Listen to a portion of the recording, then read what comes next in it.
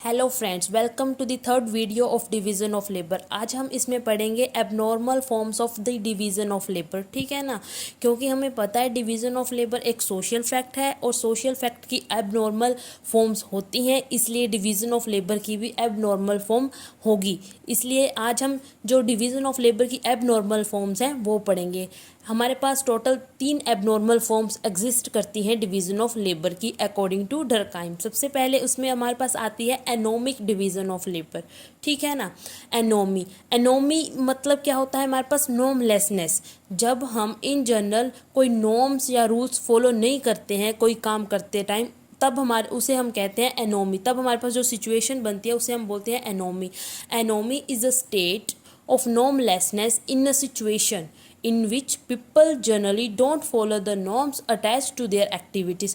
आपको ये लाइन समझ आ गई होगी। ठीक है ना, जब हम रूल्स या नॉर्म्स फॉलो नहीं करते। ठीक है ना, unchecked division of labour and rapid expansion of industrial activity lead to anomie as a social control are weak. सबसे पहले हमें पता होना चाहिए अनचेक डिवीज़न ऑफ लेबर क्या है। आपको पता है डिवीज़न ऑफ लेबर क्या होता है, जिसमें सभी काम को अलग अलग मतलब कि एक काम को बांट दिया जाता है और सभी उनको परफॉर्म करते हैं। ये एक कंट्रोल्ड मैनर में होता है, इसमें कुछ रेगुलेशंस भी होती है। ठीक है ना, अगर वो रेगुलेशंस हटा दी जाए उनके काम में, मतलब कि जो अलग अलग बंदे काम कर रहे हैं किसी एक काम को जो बांटा हुआ है, ठीक है ना, अगर ऐसा करे कि एक दूसरे का काम करने लगा, दूसरा कोई और काम करने लगा, कोई कर रहा है कोई नहीं कर रहा है, मतलब कि अनरेगुलेशंस ही आ जाए, अनकंट्रोलेबल इन्वायरमेंट सा बन जाए, तब हम उसे बोलेंगे अनचेक्ड डिवीज़न ऑफ लेबर। ठीक है ना, और रैपिड एक्सपेंशन, जब हमारे पास इंडस्ट्रियल एक्टिविटीज़ में रैपिड एक्सपेंशन आ जाए, तब इससे हमारे पास आती है एनोमी नाम की एक चीज़, जिसे हम बोलते हैं नॉर्मलेसनेस। ठीक है ना, अब पता चल गया, क्योंकि इस टाइम पर हमारे पास सोशल कंट्रोल क्या होते हैं, बिल्कुल वीक हो चुके होते हैं। समझ आ गया। Uncheck division of labour, rapid expansion of industrial activity हमारे पास लेकर आती है किसको, एनोमी को। In such situation division of labour, और इस तरह हमारे पास एक अनहेल्दी सा कंपटीशन जनरेट हो जाता है। In such situation division of labour generate करता है unhealthy competition and become dysfunctional, और डिवीज़न ऑफ लेबर क्या होती है, डिसफंक्शनल हो जाती है। ठीक है ना, it generally happen during transition phase. Durkheim बोल रहे हैं कि जब ट्रांजिशन फेज आया था ना, उस टाइम ऐसी सिचुएशन अक्कर हुई थी एनोमी वाली, जिस टाइम हमारे पास mechanical solidarity to organic solidarity based society आ रही थी। उस टाइम पर जो बीच का टाइम था, उस टाइम पर ऐसी सिचुएशन पैदा हो गई थी, जो एनोमी वाली सिचुएशन। ठीक है ना, अब डरकाइम बोलते हैं the scale is upset but a new scale can not be immediately improvised. ये लाइन बड़ी गहरी लगी मुझे, पता नहीं क्यों। ठीक है ना, इसमें डरकाइम का बोलने का मतलब क्या है, the scale is upset but a new scale can not be immediately improvised. इसमें ना हम कोरोना का एग्जांपल ले लेते हैं। कोरोना से पहले हमारी ज़िंदगी बड़ी अच्छे से चल रही थी, नॉर्मल रूटीन था। घर स्कूल जाने वाले स्कूल जा रहे थे, ऑफिस जाने वाले ऑफिस जा रहे थे। ठीक है ना, मतलब नॉर्मल रूटीन चल रहा था। लेकिन एक ही टाइम पर आया कोरोना, आ गया कोरोना। कोरोना ने सबको बिठा दिया घर पे। ठीक है ना, अब कैसी सिचुएशन आई, मतलब कि हम जो अपने नॉर्म्स फॉलो करते थे, अब हो गए नॉर्मलेसनेस, मतलब कि हमारी रूटीन बिल्कुल ही ख़राब हो गई। हम जो पाथ पर चल रहे थे वो उससे बिल्कुल ही डेविएट हो गए, सारे घर पर बैठ गए आके। लेकिन अब क्या हुआ, द स्केल इज़ क्या हो गया, upset but new scale can not be immediately improvised. इसका अब मैं मतलब बताती हूँ। देखो, अब सारे घर पर बैठ गए, लेकिन धीरे धीरे कोरोना की वैक्सीन्स आई।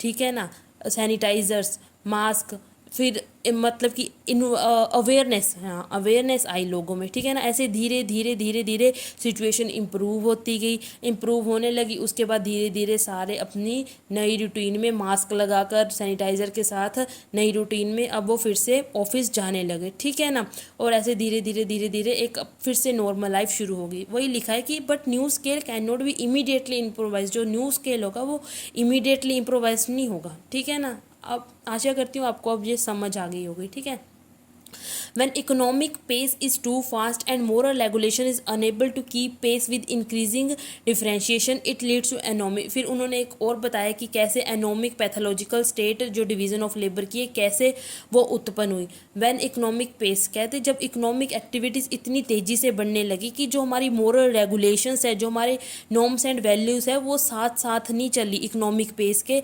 जैसे इकोनॉमिक एक्टिविटीज़ की स्पीड इतनी बढ़ती गई ना, हमारी जो मोरल रेगुलेशंस है वो उसके साथ कदम से कदम मिलाकर नहीं चल पाई।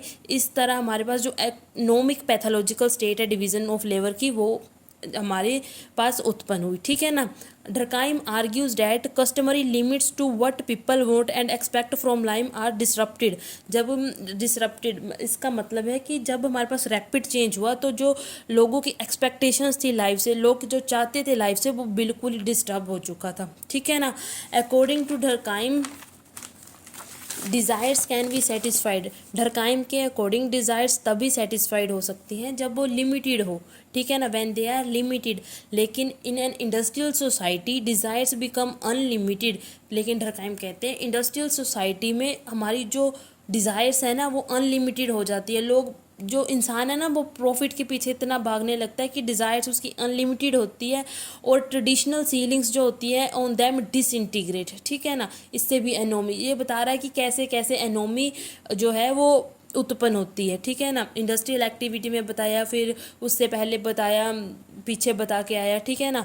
और उसके बाद अब फिर बताएगा कि सिर्फ रैपिड चेंज के कारण ही हमारे पास एनोमी नहीं आती। स्पेशलाइज्ड डिवीज़न ऑफ लेबर भी जो एनोमी की सिचुएशन है उसको प्रोड्यूस करता है। ठीक है ना। Not only rapid change, specialised division of labour itself also produce anomie. क्योंकि स्पेशलाइज्ड डिवीज़न ऑफ लेबर ना एक तरह का सेल्फ इंटरेस्ट को प्रमोट करता है। ठीक है ना। इंसान काम करेगा, मतलब कि एक पर्टिकुलर काम कर रहा है। काम क्यों कर रहा है कि वो एक स्पेशलाइज्ड काम करते जा रहा है करते जा रहा है, कह रहा है मुझे और प्रॉफिट कमाना है, प्रॉफिट कमाना, बस प्रॉफिट के पीछे भागा हुआ है और वो काम करता ही जा रहा है। उसे दुनिया की परवाह नहीं कि आगे पीछे देख ले कि किसी को किसी चीज़ की ज़रूरत है, नहीं, उसको तो बस अपनी पड़ी है कि मुझे प्रॉफिट कमाना है। ठीक है ना। ये भी जो स्पेशलाइज्ड डिवीज़न ऑफ लेबर है ना, इससे भी एनोमी उत्पन्न होती है। ठीक है ना। क्योंकि इससे सेल्फ इंटरेस्ट प्रमोट होता है। जब सेल्फ इंटरेस्ट प्रमोट होता है तो बंदा अपने बारे में सोचता है। जब बंदा अपने बारे में सोचने लगता है तो उसे दुनिया की परवाह नहीं रहती, दुनिया जाए भाड़ में। ठीक है ना। किसी की ज़रूरत को उसको कोई ख्याल नहीं है। इससे हमारे जो समाज है ना उसमें जो यूनिटी है, जो सॉलिडेरिटी है, वो भी ख़त्म हो जाएगी। ठीक है ना। और वो तो ख़त्म होगी। इस तरह एनोमी भी, इस तरह से एनोमी जो है वो उत्पन्न हो जाएगी डिवीज़न ऑफ लेबर से, स्पेशलाइज्ड डिवीज़न ऑफ लेबर से। जो सिम्टम्स हैं एनोमी के वो क्या क्या है हमारे पास? Suicide, marital breakups. सुसाइड कैसे जो सिंबल बनेगा इसका, सिम्टम बनेगा एनोमी का? देखो, बंदा कमाएगा प्रॉफिट, वो प्रॉफिट के पीछे इतना भागेगा इतना भागेगा, प्रॉफिट की बजाय उसको लॉस भी तो हो सकता है। अगर लॉस हो गया तो वो डिप्रेशन में चला जाएगा, उसकी डिज़ायर नहीं फुलफिल होगी, बस कर लेगा सुसाइड। ठीक है ना। इस तरह ये सिम्टम हो गया एनोमी का। ठीक है ना। ये है हमारे पास नॉर्मलेसनेस और या एनोमी जिसे हम बोलते हैं। ठीक है ना। Anomic division of labour. लेकिन वो डरकाइम बोलते हैं कि ठीक है, अगर नॉर्मलेसनेस है, सोसाइटी में एनोमी है, इसका सल्यूशन भी है। ठीक है ना। मार्क्स ने भी इसका सोल्यूशन दिया है, लेकिन उन्होंने ना इसका रेडिकल सोल्यूशन दिया है। फिर डरकाइम आ रहे हैं, कह रहे कि हाँ इसका सोल्यूशन है, इसका सोल्यूशन हमें सोसाइटी में ही मिलेगा। डरकाइम बोल रहे हैं कि इसका क्या मिलेगा हमें सोल्यूशन? सोसाइटी में ही मिलेगा। वो कैसे मिलेगा? कह रहे कि नॉर्मलेसनेस आती है, ठीक है, आती है। कहते अगर ऐसी कंडीशन हो जाए कि नॉर्मलेसनेस आए ही ना, एनोमी आए ही ना, वो कैसे होगा?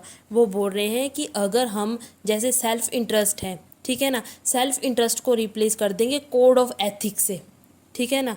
जब हम सेल्फ इंटरेस्ट को रिप्लेस कर देंगे कोड ऑफ एथिक्स से, फिर कोड ऑफ एथिक्स जो है वो एम्फेसाइज करेगा the need of the society as whole. वही लिखा है मैंने अगली लाइन में कि the self interest should be replaced by code of ethics which emphasise the need of society as whole.